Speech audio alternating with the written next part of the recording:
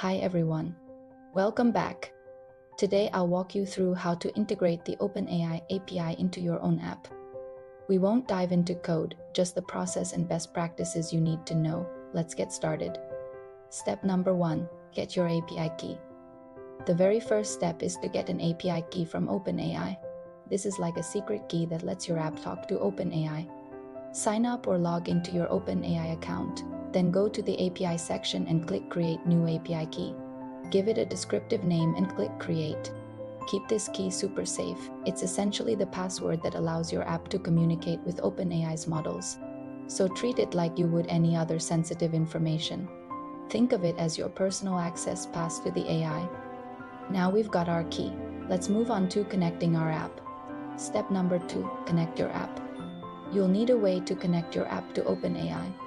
Depending on the language or framework you're using, OpenAI provides client libraries that make this process easy. These are like plugins that handle the connection for you. If your platform does not have a library, you can still connect by sending standard web requests.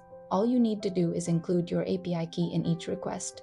The key here is to handle the connection securely, which is typically done by including your API key securely in the request headers, usually stored as an environment variable.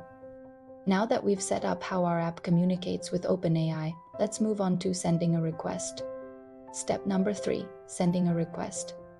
Here's what happens when your app talks to the API. Your app sends a message or instruction to the OpenAI server. Then you tell OpenAI which model you want to use. Each model is like a different AI with a specific skill set. For example, if you're building a chatbot, you might use a conversational model like GPT. Once OpenAI gets your request, it processes it and sends back a response. This is the result from the AI. Your app then takes this response and uses it in whatever way makes sense for your application. This back and forth is what powers amazing features like chatbots, text generators, or smart assistants. Step number 4, use cases and best practices. There are countless ways to use OpenAI within your app. Here are a few examples to spark your creativity. Create chat experiences where users can interact with an AI-powered chatbot. Build a text summarizer or rewriting tool. Generate creative content, business ideas, or marketing copy.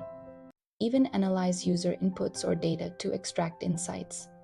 As you build, remember these best practices. Keep your API key super secret. Never expose it in the parts of your app that users can see.